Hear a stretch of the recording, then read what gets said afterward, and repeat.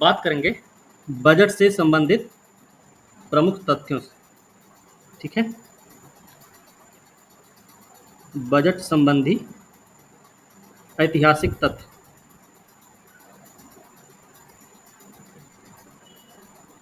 सबसे पहले बजट कब पेश किया गया? भारत का पहला बजट कब पेश हुआ? भारत का पहला बजट ये पेश हुआ था 1860 में, है ना, 17 अप्रैल 1860। ठीक है, 17 अप्रैल 1860 को पेश किया गया। भारत का पहला बजट है। किसने पेश किया था? जेम्स विल्सन महोदय ने पेश किया था। जेम्स विल्सन महोदय द्वारा पेश किया गया। और किसके सामने पेश किया गया? ब्रिटिश राज के सामने। ये कौन थे? ईस्ट इंडिया कंपनी से संबंधित व्यक्ति। फिर बात होती है स्वतंत्र भारत का पहला बजट।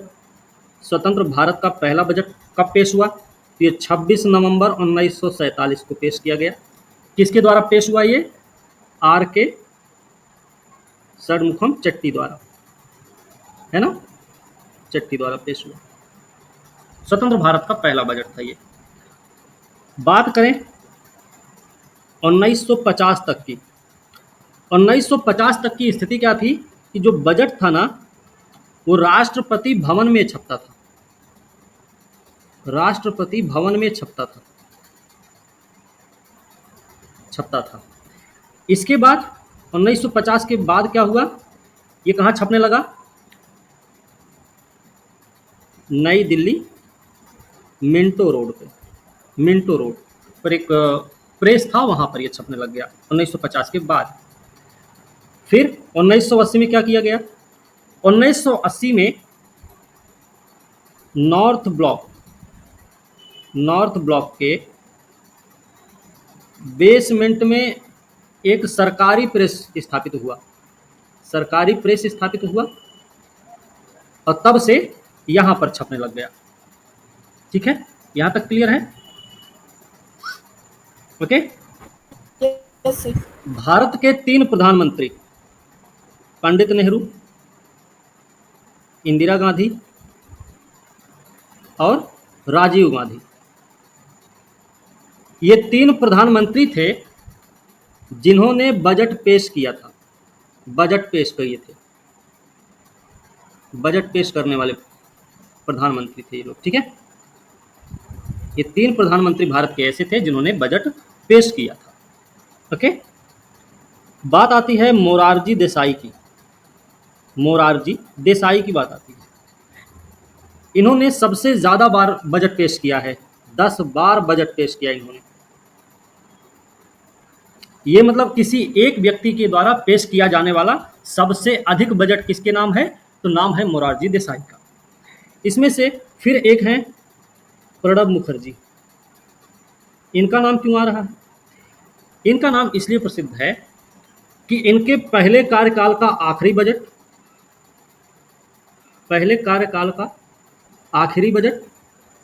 और अंतिम कार्यकाल का पहला बजट के बीच में 25 साल का अंतर है। 25 साल का अंतर था। ठीक है, ओके। अंतिम कार्यकाल या फिर दूसरा कार्यकाल इसको बोल, कोई दिक्कत नहीं, दूसरा कार्यकाल। ठीक है, ये बात।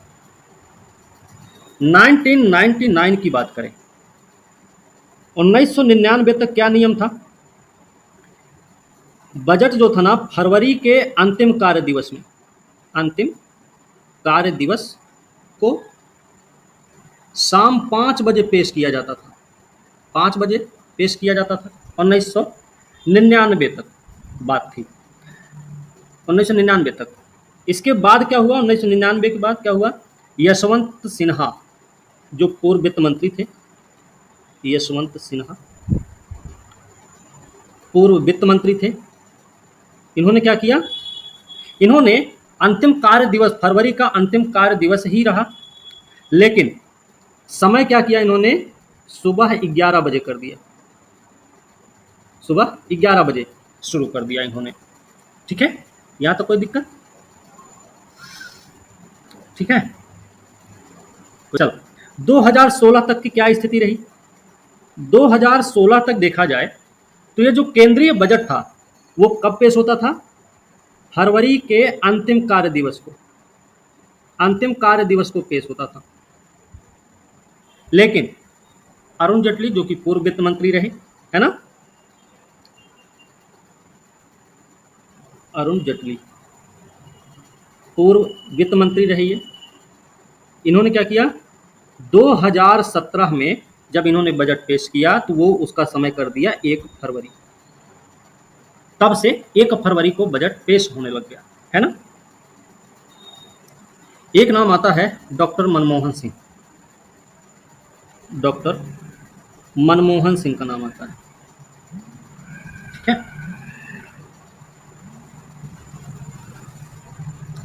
डॉक्टर मनमोहन सिंह की बात,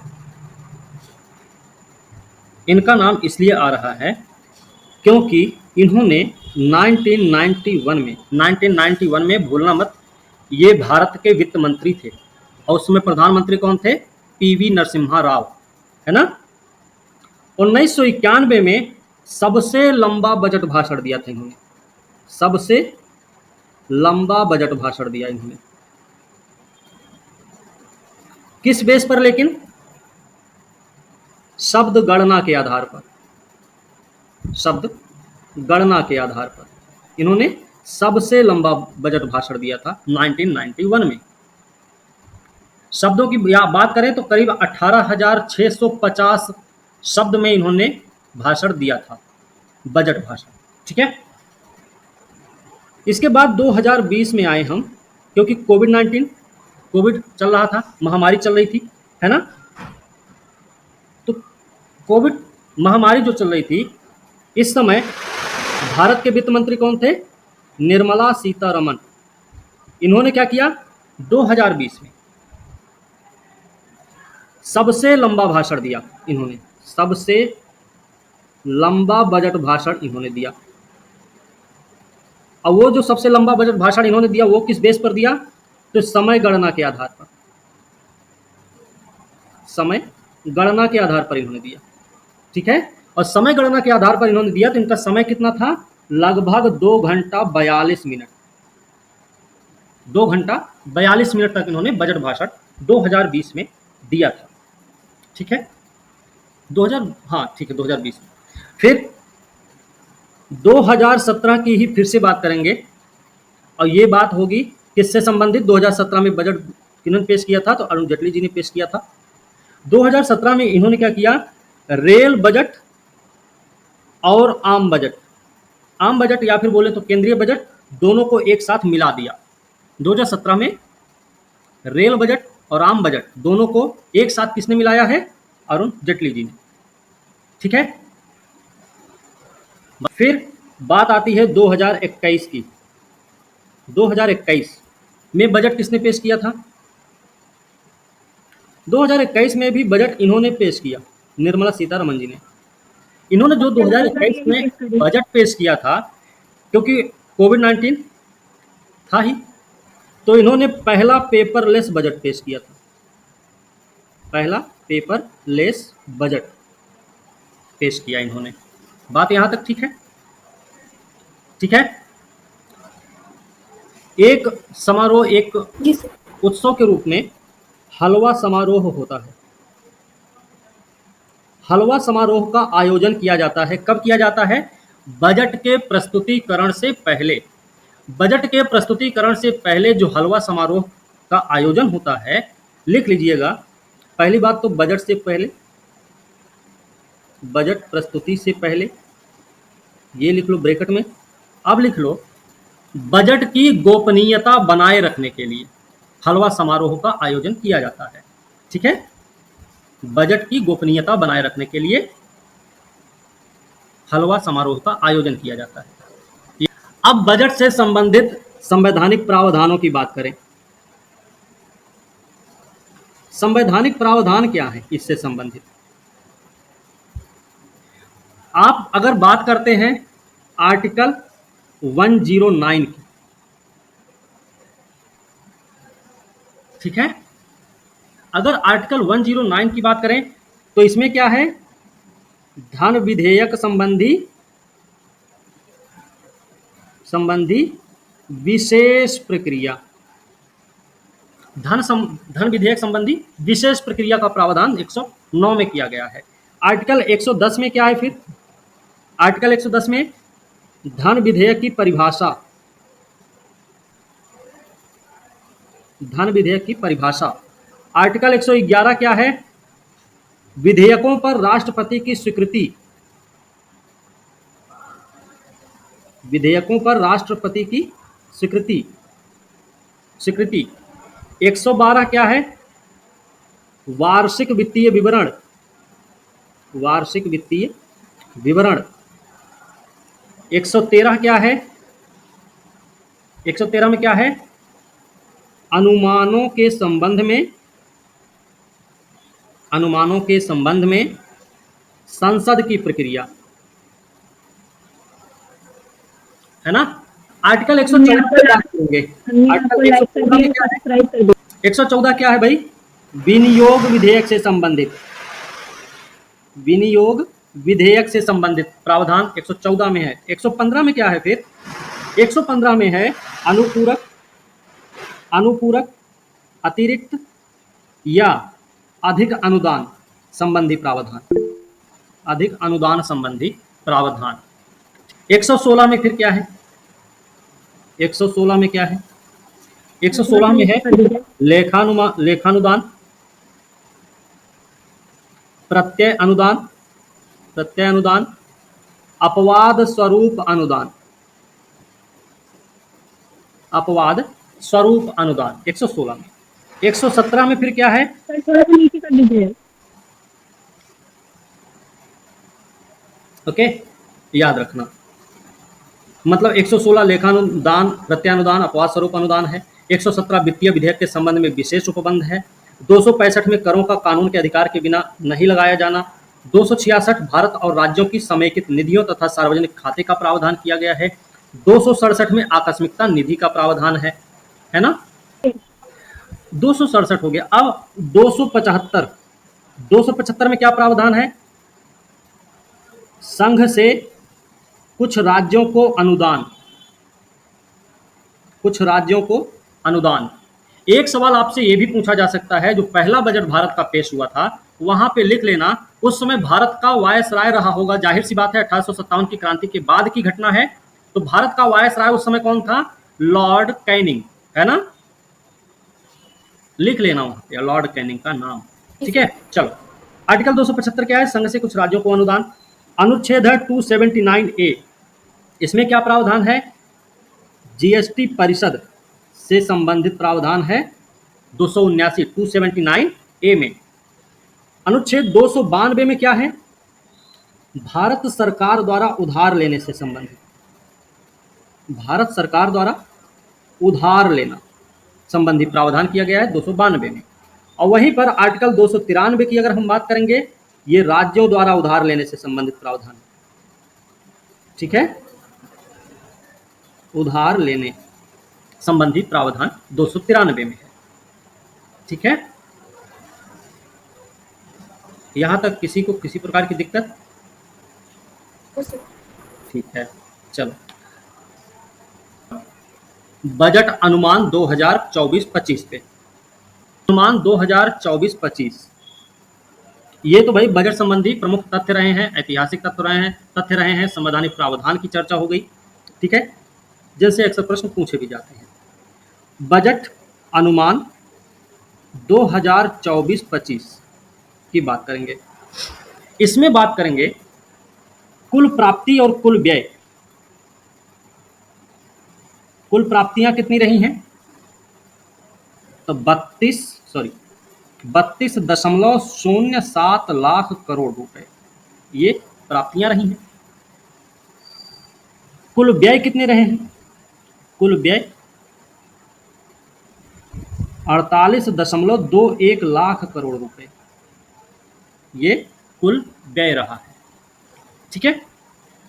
याद रखना, इसमें उधारियों को छोड़कर बात हुई है, उधारियों को छोड़कर, ठीक है, ये बात याद रखना। अब बात करेंगे शुद्ध कर प्राप्तियों की या निवल कर प्राप्ति। शुद्ध कर प्राप्ति या निवल कर प्राप्ति, ये कितना रहा है? अनुमानित है 25.83 लाख करोड़, अनुमानित है ये। और ये इतना जो है, ये राजकोषीय घाटा, इस बार जो राजकोषीय घाटा है वो कितना है? राजकोषीय घाटा कितना है? जीडीपी का कितना भाई? 4.9%। जीडीपी का 4.9% है। ठीक है, ओके। अब बात करेंगे सकल बाजार उधारी। सकल बाजार उधारी, सकल बाजार उधारी कितनी रही है? तो सकल बाजार उधारी देखेंगे 14.01 लाख करोड़ है। ठीक है, जबकि निवल बाजार उधारी कितनी है? तो निवल बाजार उधारी है 11.63 लाख करोड़, अनुमान है। सर ये सकल सकल और निवल क्या होता है? यही नहीं, एक चीज और इसमें याद रखना है, ये जो है ना दिनांकित प्रतिभूति के माध्यम से, दिनांकित प्रतिभूति के माध्यम से बात हो रही है। सकल बाजार उधारी ये जो इतना है, ये 2023-24 के मुकाबले कम भी है, 2023-24 के मुकाबले कम है, ये भी याद रखना, अनुमान है ये। फिर सरकार ने टारगेट रखा, सरकार ना अगले साल में ये जो राजकोषीय घाटा है इसको 4.5% पर लाना चाहती है, मतलब 4.5% से नीचे ही रखना चाहती है राजकोषीय घाटे को। ठीक है, ये इसी में जोड़ लेना अगले साल के लिए।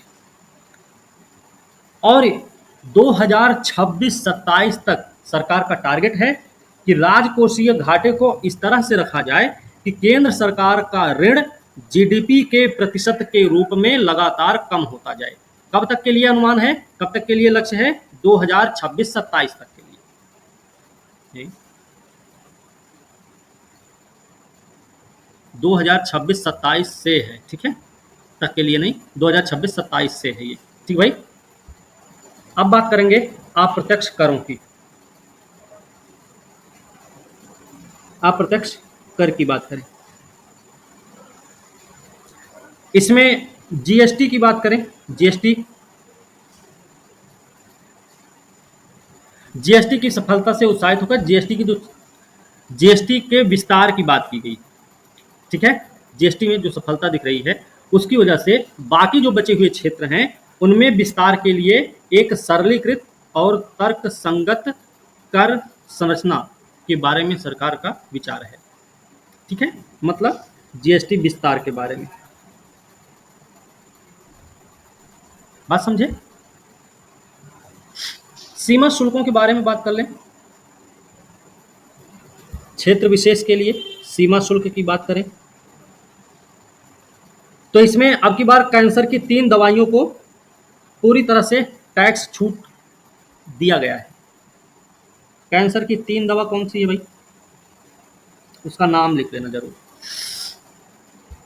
एक नाम है ट्रेस्टुजुमाब, डिरूक्स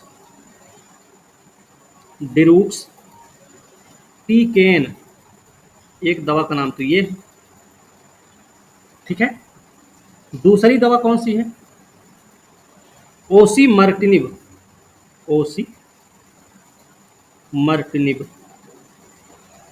तीसरी दवा का क्या नाम है? तो उसका नाम है दुर्वालुमैब। इन तीनों को क्या किया गया है? पूरी तरह से सीमा शुल्क से पूरी तरह छूट दे दी गई है। ठीक है, पूरी तरह छूट है सीमा शुल्क के मामले में, पूरी तरह छूट। ठीक है, अगर हम मोबाइल फ़ोन की बात करें, मोबाइल प्रिंटर सर्किट आईफोन में छूट आया है। Mobile printed circuit board assembly, PCBA, और मोबाइल चार्जर, इन पर छूट मिली है। कितनी? सीमा शुल्क को घटाकर 15% कर दिया गया। 15% मतलब कमी हुई है ना, पहले के मुकाबले इसको 15% कर दिया गया कम करके। कीमती धातुओं की बात करें, कीमती धातु की अगर हम बात करें, सोना चांदी की, खास करके सोना और चांदी की बात करेंगे, तो इन पर शुल्क घटा के कर दिया गया 6%। और वहीं पर अगर प्लेटिनम की बात करेंगे तो इस पर 6.4% कर दिया गया है।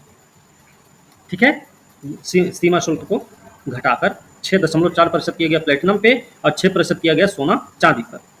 बाकी धातुओं की अगर हम बात करें, लोहा, निकेल और ब्लिस्टर तांबा, ब्लिस्टर तांबा, इन पर से शुल्क को हटा दिया गया है, सीमा शुल्क हटाया गया है, सीमा शुल्क हटाया गया है। ठीक है, फिर लौह स्क्रैप, लौह स्क्रैप, निकेल कैथोड, इनकी बात करें तो इन पर भी सीमा शुल्क हटा दिया गया है। तांबा स्क्रैप की बात करें, इस पर 2.5% रियायती शुल्क रखा गया है, रियायती सीमा शुल्क रखा गया है। इलेक्ट्रॉनिक्स पर क्या क्या हुआ भाई? इलेक्ट्रॉनिक्स पर भी सीमा शुल्क को हटाया गया है। ठीक है ना, इसमें जैसे रजिस्टरों के विनिर्माण के लिए जो ऑक्सीजन मुक्त तांबे होते हैं, ऑक्सीजन मुक्त तांबे, किसके लिए? रजिस्टरों के निर्माण के लिए,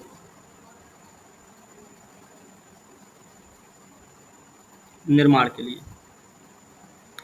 इन पर भी क्या किया गया है? सीमा शुल्क को हटाया गया, सीमा शुल्क हटाया गया। लेकिन एक चीज याद रखना, कुछ विशेष शर्तों पर ही है, पूरी तरह से नहीं, कुछ विशेष शर्त, ये ब्रैकेट में जरूर लिख लो, शर्तों पर।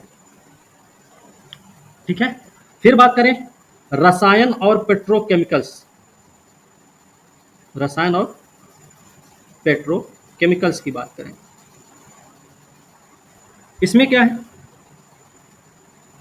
अमोनियम नाइट्रेट की बात करेंगे, अमोनियम नाइट्रेट की बात करेंगे, तो इस पर शुल्क को बढ़ाया गया है। कितना? पहले 7.5% था, अब कर दिया गया 10%, है ना, वृद्धि हुई है। जी सर। इसके अलावा प्लास्टिक की अगर हम बात करें, प्लास्टिक, प्लास्टिक में पीवीसी फ्लैक्स की बात करें, बैनरों की, पीवीसी फ्लैक्स बैनरों की बात करें, तो इस पर जो पहले 10% सीमा शुल्क हुआ करता था, 10% था, वो अब कितना कर दिया गया है? 25%। इसमें भी वृद्धि हुई है ना, इसमें भी वृद्धि हुई। जी सर। तो सबसे ज्यादा वृद्धि तो अभी तक प्लास्टिक में ही देखी जा रही है ना। अब बात करें दूर संचार उपकरणों की, दूर संचार उपकरणों की हम बात करें,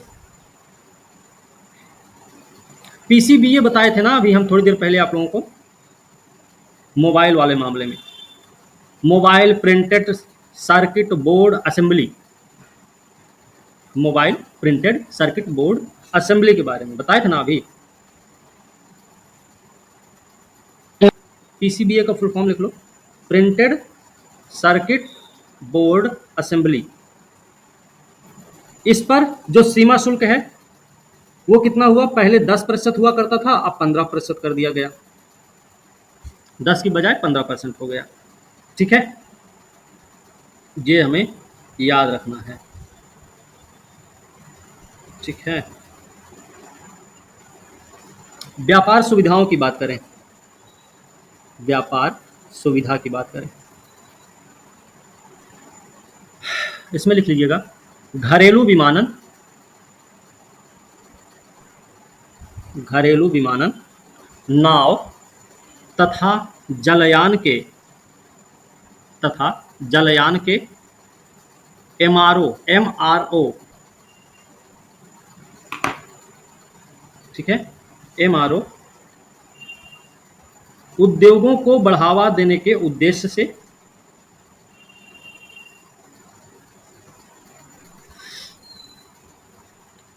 एमआरओ का फुल फॉर्म भी चाहो तो लिख लो, मेंटेनेंस, मेंटेनेंस हिंदी में ही लिखना, मेंटेनेंस, रिपेयर एंड ऑपरेशन,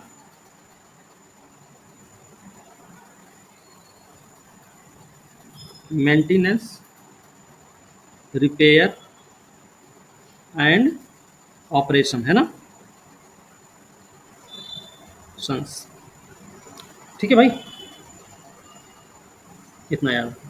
उद्योग को बढ़ावा देने के उद्देश्य से, उद्योग को बढ़ावा देने के उद्देश्य से मरम्मत के लिए, मरम्मत के लिए आयात की गई, आयात की गई वस्तुओं के निर्यात के लिए, वस्तुओं के निर्यात के लिए समयावधि को, समयावधि को 6 महीना से,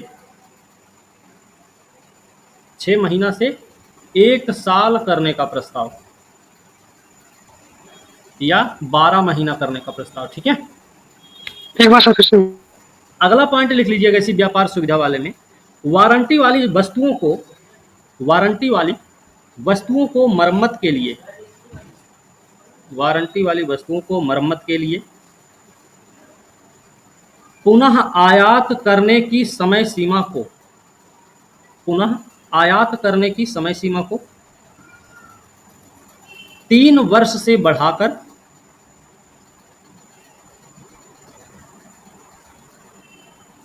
5 वर्ष करने का प्रस्ताव, ठीक है,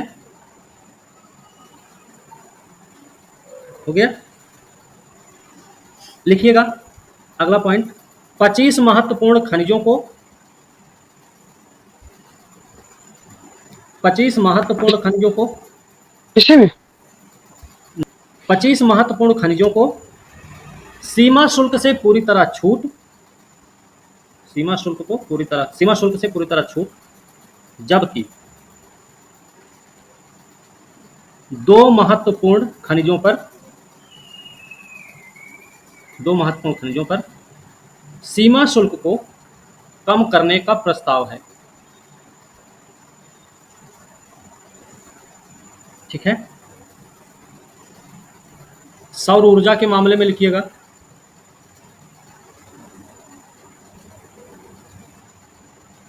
सौर ऊर्जा के मामले में लिखिएगा सोलर सेल, सोलर सेल और पैनल के विनिर्माण में, पैनल के विनिर्माण में इस्तेमाल होने वाली, इस्तेमाल होने वाली पूंजीगत वस्तुएं, पूंजीगत वस्तुएं सीमा शुल्क के दायरे से बाहर होंगी, बाहर हैं, ठीक है, सीमा शुल्क के दायरे से बाहर हैं, ठीक है। समुद्री उत्पाद की बात करें, समुद्री उत्पाद की अगर हम बात करेंगे जैसे ब्रूड स्टॉक, ठीक है, पॉलीकीट वर्म्स, पॉलीकीट वर्म्स, श्रिम्प, श्रिम्प और फिश फीड, इन पर भी क्या किया गया है ना, सीमा शुल्क को घटाकर 5% कर दिया गया। अगर इसी में हम बात करेंगे श्रिम्प और फिश फीड के विनिर्माण में जो उपयोग होने वाले कच्चे माल हैं उनको भी सीमा शुल्क में छूट दी गई है, ठीक है। अब बात करें चमड़ा और कपड़ा, इसकी अगर बात करेंगे तो बत्तख या हंस से मिलने वाले जो real down, real down filling material, real down filling material पर भी क्या किया गया है, सीमा शुल्क को कम करने का प्रस्ताव है, कम करने का प्रस्ताव। ठीक है, यहाँ तक कि यार्न स्पैंडेक्स यार्न के विनिर्माण के लिए मिथाइलेन मिथाइलेन डाइफिनाइल डाइफिनाइल डाइआइसोसाइनेट डाइआइसोसाइनेट ठीक है, पर भी कुछ शर्तों के साथ सीमा शुल्क को 7.5% से घटाकर 5% कर दिया गया है, करने का प्रस्ताव रखा गया है। ठीक है, डायरेक्ट टैक्सेस की बात करें, प्रत्यक्ष करों की बात करें, अगर प्रत्यक्ष कर से संबंधित बात करें तो कर को सरल बनाने करदाता सेवा में सुधार कर निश्चितता प्रदान करने और मुकदमेबाजी को कम करने के प्रयास जारी रहेंगे। साथ ही साथ विकास और कल्याणकारी योजना के वित्त पोषण के लिए राजस्व बढ़ाने पर भी जोर दिया गया है। ठीक है ना, वित्त पोषण के लिए राजस्व बढ़ाने पर जोर दिया गया है विकास और कल्याणकारी योजनाओं। यहीं पर अगर हम 2022-23 में देखेंगे, देखिए कारपोरेट टैक्स 2022-23 में कारपोरेट टैक्स कितना इकट्ठा हुआ है? 58%। कैसे? सरलीकृत कर व्यवस्था के द्वारा। तो बात करेंगे 2023-24 में सरलीकृत कर व्यवस्था से लाभ कितने करदाताओं को हुआ है? तो सरलीकृत कर व्यवस्था के द्वारा करीब 2023-24 में 2/3 से अधिक, मतलब 2/3 से अधिक करदाताओं को लाभ हुआ है। ठीक है, आगे बात करेंगे धर्मार्थ संस्था और टीडीएस का सरलीकरण से संबंधित बात करेंगे। इसमें एक चीज़ याद रखना है कि धर्मार्थ संस्थाओं के लिए कर में छूट की 2 व्यवस्था को मिलाकर एक कर दिया गया। कोई 2 व्यवस्थाएं थी धर्मार्थ संस्थाओं के लिए, कर में छूट से संबंधित 2 व्यवस्थाएं थी, उनको मिलाकर एक कर दिया गया। ठीक है, अब इसके अलावा एक चीज़ और याद रखना, अलग अलग भुगतानों पर 5% टीडीएस होता था, अब इसको कितना कर दिया गया? 2%। 5% से 2% टीडीएस कर दिया गया है। यहीं पर म्यूचुअल फंड की अगर हम बात करें, म्यूचुअल फंड या फिर यूटीआई द्वारा यूनिटों की पुनः खरीद,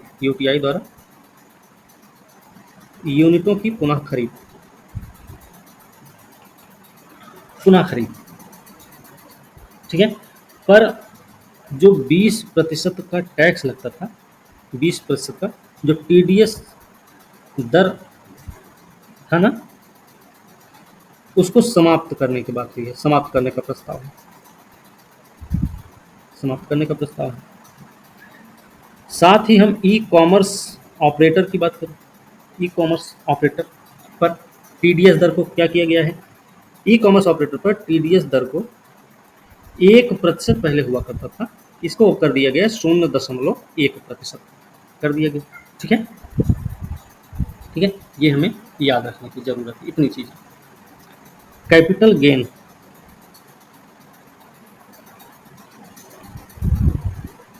का सरलीकरण और युक्तिकरण, इसकी अगर हम बात करेंगे, देखिए कुछ वित्तीय परिसंपत्तियों के मामले में लघु अवधि के लाभ पर कितना होगा?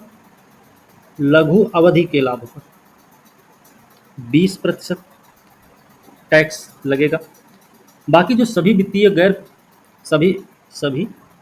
वित्तीय और गैर वित्तीय परिसंपत्तियां होंगी,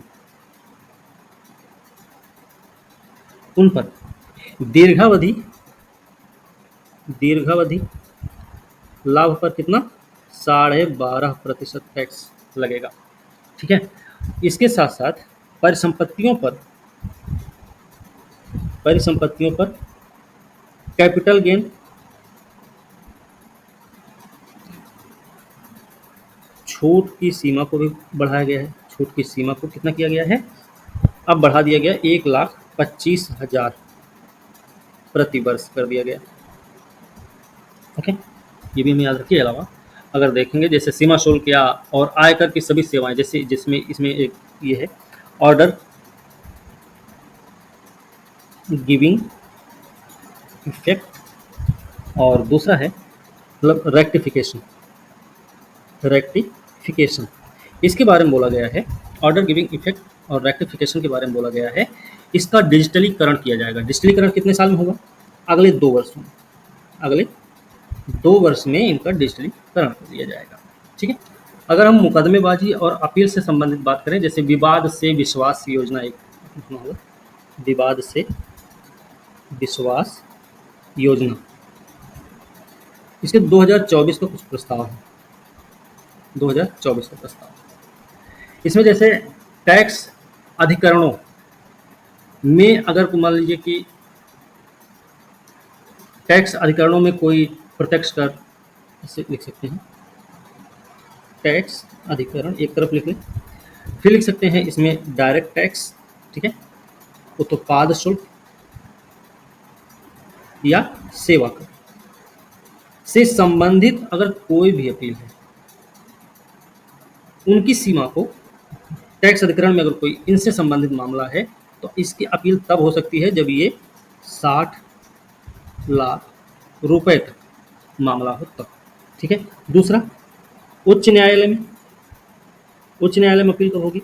इन्हीं से संबंधित, इन्हीं सबसे संबंधित, जब अपील की मतलब जो वैल्यू है वो 2 करोड़ रुपए होगी तब हो सकता है। और यही अगर उच्चतम न्यायालय की बात करें, उच्चतम न्यायालय में ये अपील, इनसे संबंधित अपील कब हो सकती है? जब ये मामला 5 करोड़ रुपए तक का होगा। ठीक है, 5 करोड़ रुपए।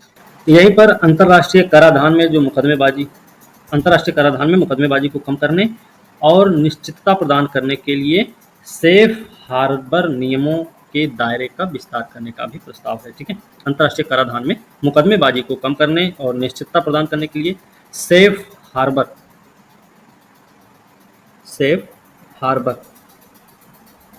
नियम, ठीक है, इसके दायरे का विस्तार करने का प्रस्ताव है।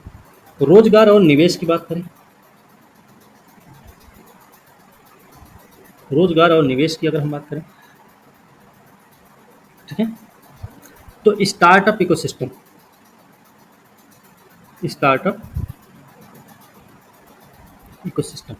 को प्रोत्साहित करने के लिए क्या किया गया है? सभी वर्गों के निवेशकों के लिए क्या प्रावधान है? एंजल टैक्स समाप्त करने का प्रस्ताव। ठीक है, एंजल टैक्स को समाप्त करने का प्रस्ताव है। और इसके अलावा भारत में क्रूज पर्यटन को प्रोत्साहित करने के लिए क्या व्यवस्था की गई है? तो भारत में क्रूज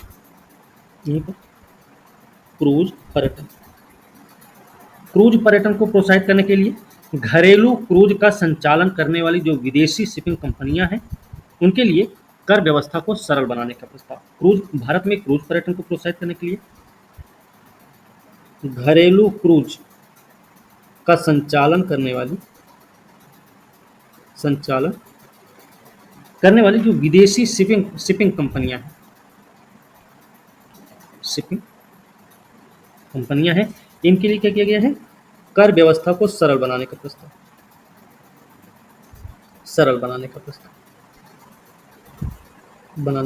प्रस्ताव, कम करने का नहीं, सिर्फ सरल बनाने का प्रस्ताव है। ठीक है। साथ ही साथ देश में अपरिष्कृत हीरा बेचने वाली जो विदेशी खनन कंपनियां हैं, खनन कंपनी मतलब देश में अपरिष्कृत हीरा बेचने वाली जो विदेशी कंपनियां हैं, उनके लिए क्या किया गया है? सेफ हार्बर नियमों का प्रावधान, उनके लिए सेफ हार्बर नियमों का प्रावधान किया गया। ठीक है। यहाँ तक कि एक चीज़ और है कि विदेशी कंपनी जो होंगी, उनके कारपोरेट टैक्स दर में क्या किया गया है? इनको 40% पहले हुआ करता था, अब इसको 35% किए जाने का प्रस्ताव है। ठीक है।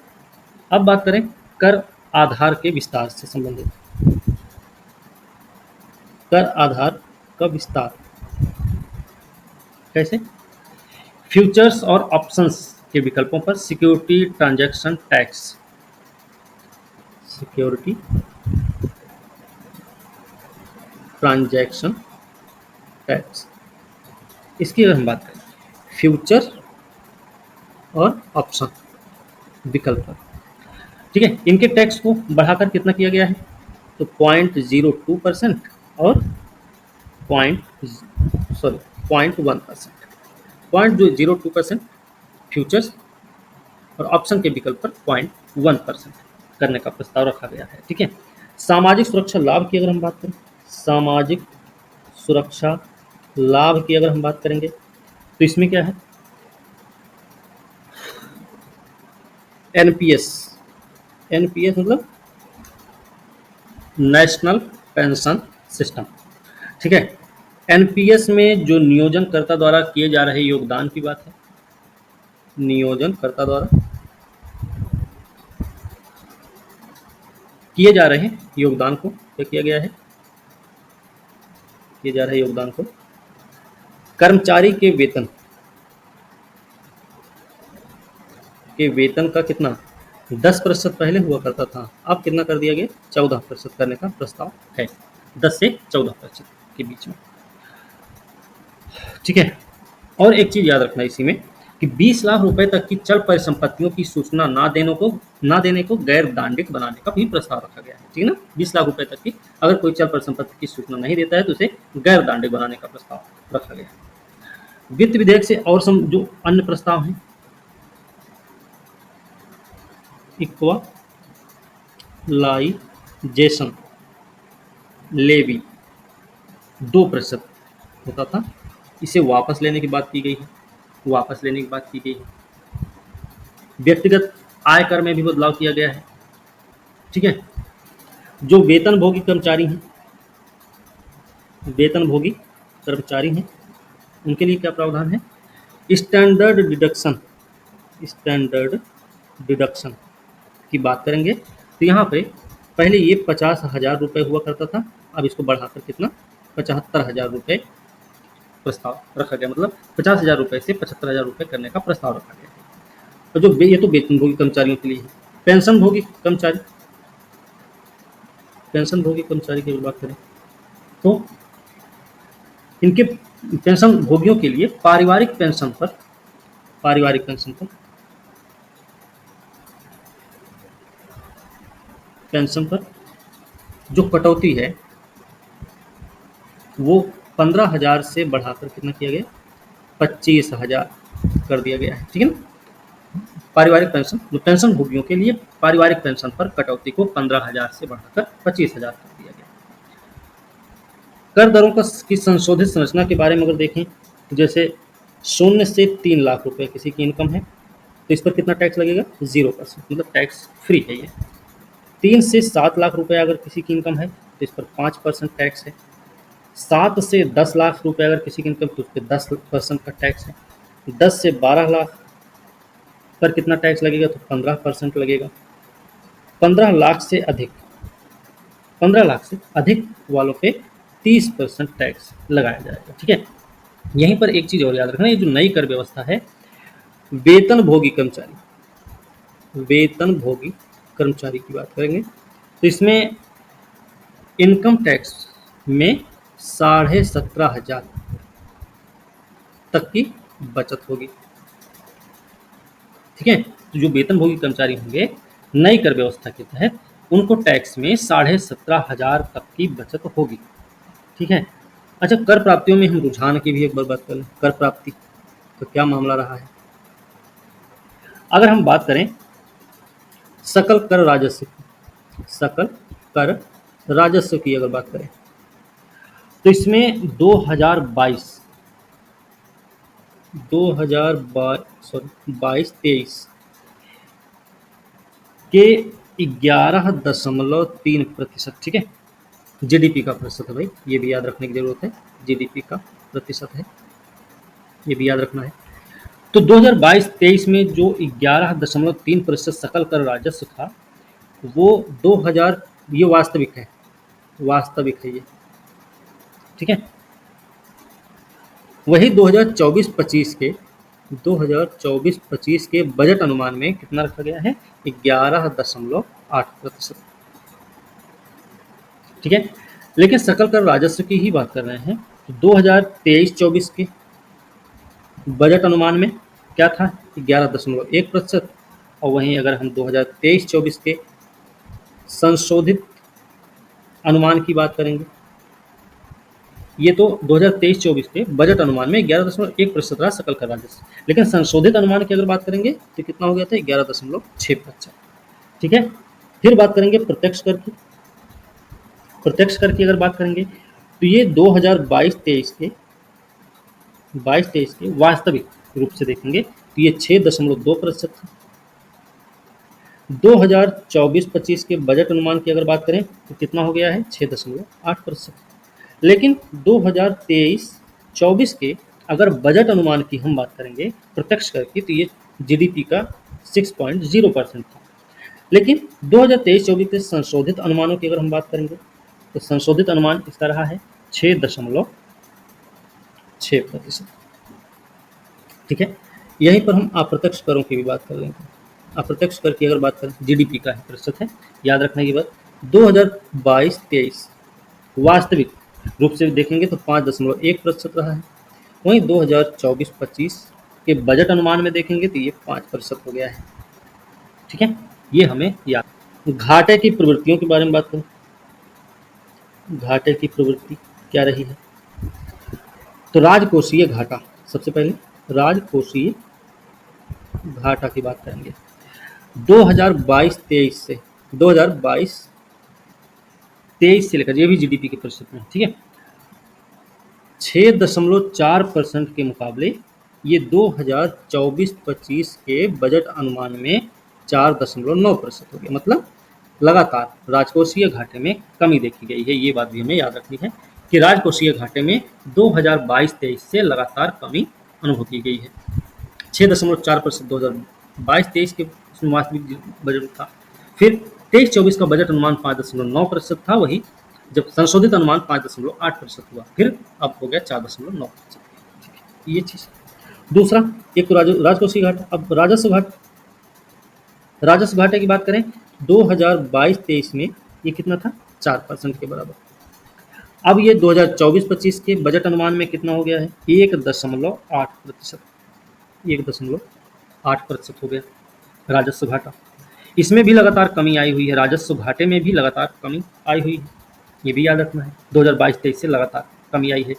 अगर हम 23-24 के संशोधित अनुमान की बात करेंगे तो राजस्व घाटा 2.8% था। ठीक है, और अगर हम 2023-24 के बजट अनुमान में देखेंगे तो राजस्व घाटा रहा है 2.9%। ठीक है, फिर प्राथमिक घाटे की बात करें, प्राथमिक घाटा की अगर हम बात करेंगे तब तो 2022-23 यहाँ भी, इसमें भी देखा जाएगा तो इसमें भी लगातार कमी आई है। ठीक है, 2022-23 में ये 3% था, 3.0% था, जो 2024-25 के बजट अनुमान में 1.4% रखा गया है। इसमें भी लगातार कमी आई है। 2023-24 के बजट अनुमान में अगर हम प्राथमिक घाटे की बात करेंगे तो ये 2.3% था, जबकि संशोधित अनुमान भी 2.3% ही रहा है। ठीक है, अब हम प्रभावी राजस्व घाटे की भी बात करेंगे। प्रभावी राजस्व घाटा की बात करेंगे तो 2022-23 में ये रहा है 2.8%। ठीक है, ये रहा है 2.8%। 24-25 के बजट अनुमान में कितना लगाया गया है प्रभावी राजस्व घाटे का अनुमान? 0.6%।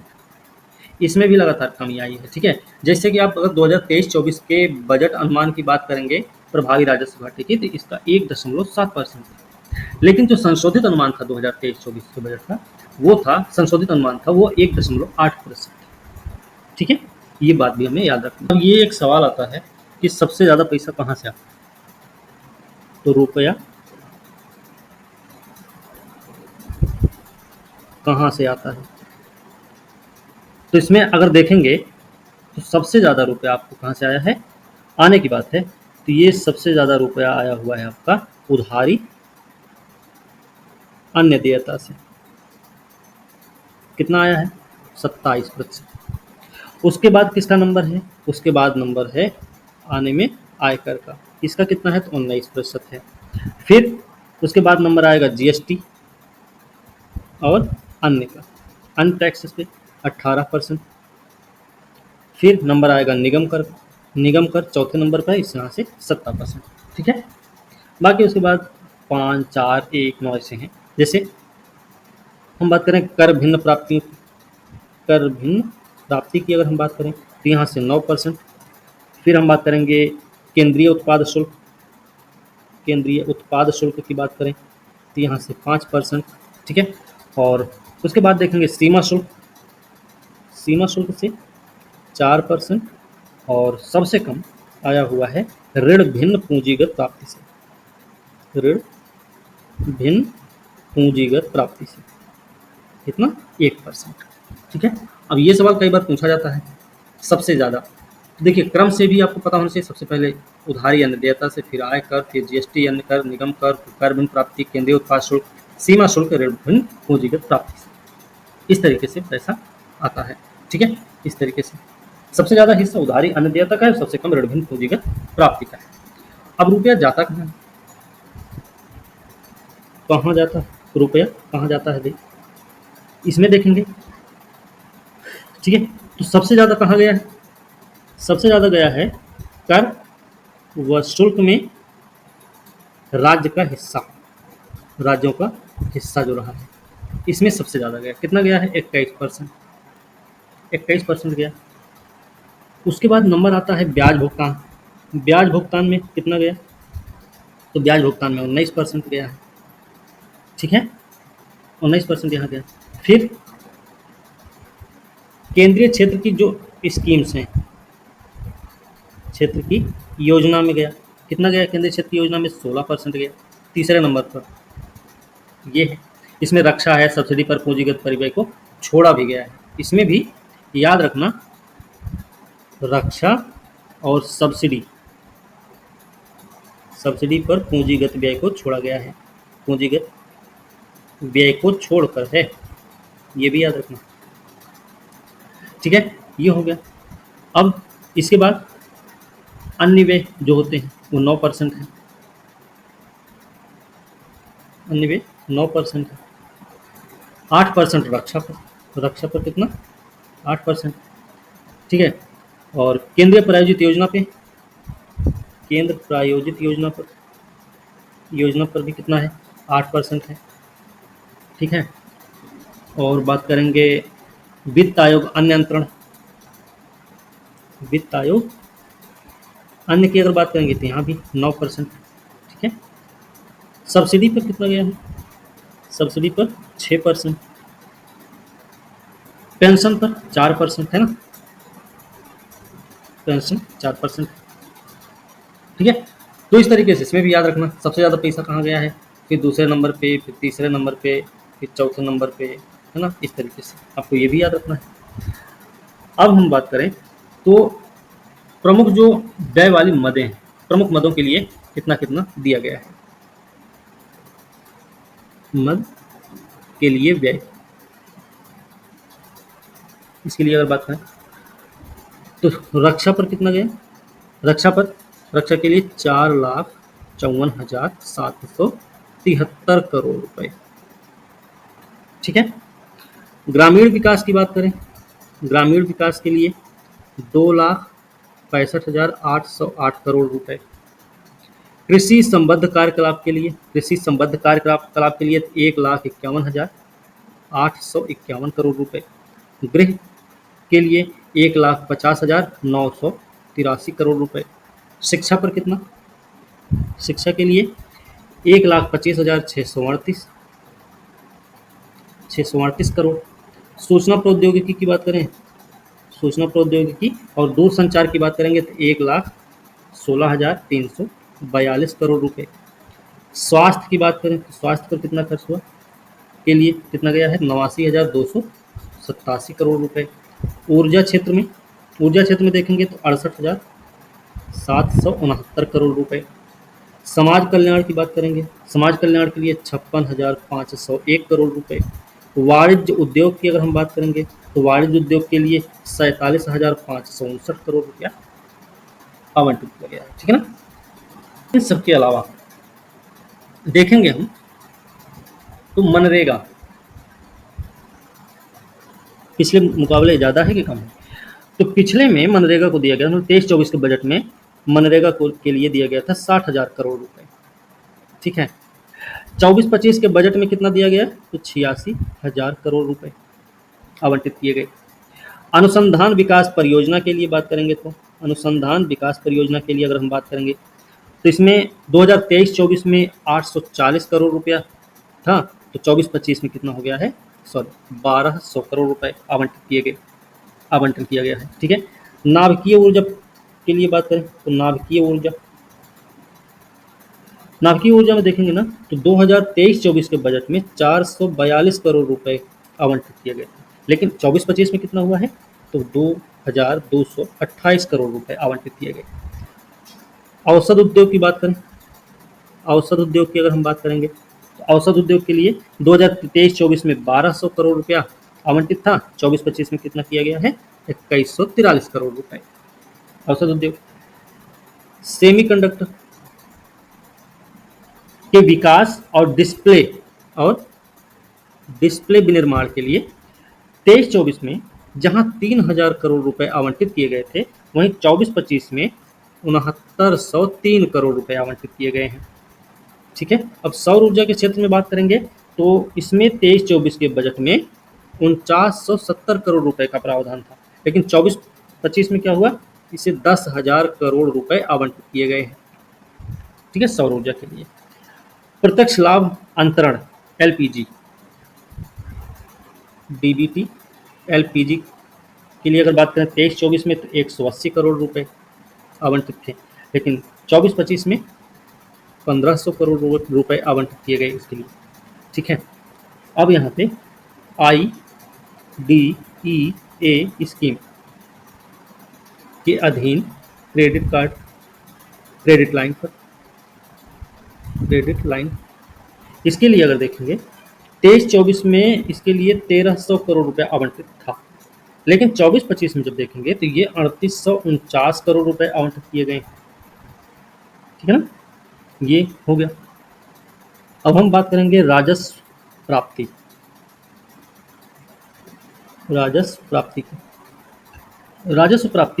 2022-23 में जो 23.8 लाख करोड़ रुपया था, 22-23 में 23 वास्तविक रूप से 23.8 लाख करोड़ रुपया, ठीक है, वास्तविक। लेकिन 23-24 का जो बजट अनुमान था, ठीक है, 23-24 का बजट अनुमान जो था वो 26.3 लाख करोड़ रुपए, ठीक है। लेकिन 2023-24 का ही जो संशोधित अनुमान था वो कितना था, वो 27 लाख करोड़ रुपए, 27 लाख करोड़ रुपए ये राजस्व प्राप्ति। लेकिन 2024-25 के बजट की बात करें तो ये राजस्व प्राप्ति है 31.3 लाख करोड़ रुपए, ठीक है। फिर पूंजीगत, अभी राजस्व व्यय की भी बात कर लेते हैं, है ना, राजस्व प्राप्ति हो गया, अब व्यय भी देख लेते हैं इसमें। 2022-23 में जो वास्तविक रूप से 34.5 लाख करोड़ था, 2023-24 में बजट अनुमान कितना लगाया गया, 35 लाख करोड़ का। संशोधित अनुमान कितना रहा, संशोधित अनुमान रहा 35.4 लाख करोड़। 2024-25 के बजट अनुमान की अगर हम बात करें तो राजस्व व्यय है 37.1 लाख करोड़ रुपए, ठीक है। तो ये हो गई राजस्व प्राप्ति और राजस्व व्यय। अब बात करें पूंजीगत प्राप्ति की। पूंजीगत प्राप्ति की अगर हम बात करें तो 2022-23 में जो वास्तविक रूप से था वो 18.1 लाख करोड़ रुपए, 1 लाख करोड़, ठीक है। 23-24 का जो बजट अनुमान था वो था 18.7 लाख करोड़। 23-24 का संशोधित अनुमान जो रखा गया वो 17.9 लाख करोड़ का रहा। और 24-25 के बजट अनुमान की अगर हम बात करें तो ये है 16.9 लाख करोड़ रुपए। ठीक है, पूंजीगत प्राप्ति होगी तो पूंजीगत व्यय भी देख लेंगे। पूंजीगत व्यय की अगर हम बात करेंगे तो 22-23 में वास्तविक रूप से 10.5 लाख करोड़ रुपए था। ये 23-24 का जो बजट अनुमान था उसमें 13.7 लाख करोड़ रुपए था, लेकिन संशोधित अनुमान वहीं पर 12.7 लाख करोड़ हुआ। 2024-25 के बजट अनुमान की बात करें तो ये कितना है, पूंजीगत व्यय 15.0 लाख करोड़ रुपए। ठीक है, इस तरह से ये पूरा बजट का जो आपके एग्जाम में पूछे जा सकते हैं वो पूरा कंप्लीट हो गया। आप ये वीडियो आप लोग जरूर देख लें और इसको नोट डाउन भी कर सकते हैं। ठीक है, इसको पढ़ लेंगे, यहाँ से प्रश्न आपको जरूर मिलेंगे। ठीक है, एग्जाम में